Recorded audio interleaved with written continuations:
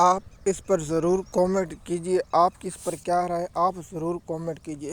کیا P T I نے عمران خان کو مینس کر دیا ہے؟ تو میری ہاں جواب ہے ہاں۔ آپ اس پر کیا رکھتے ہیں ضرور کامنٹ۔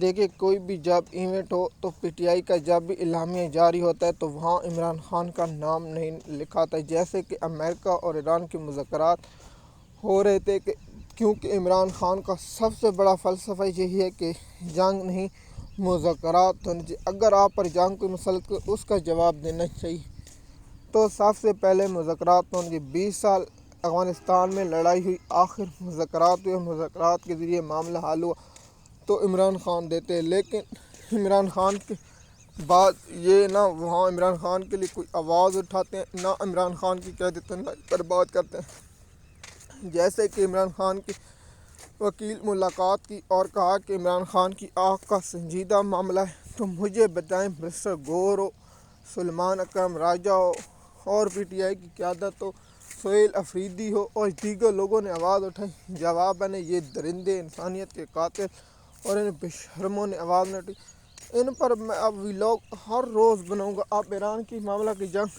ٹھنڈا ہو رہا ہے تو اس پر ہم ان کو تنقید کریں گے۔ چودھری پرویز الہی ہو گیا، شاہ محمود قریشی کا بیٹا زین قریشی ہو گیا اور اسلام آباد کی قیادت اور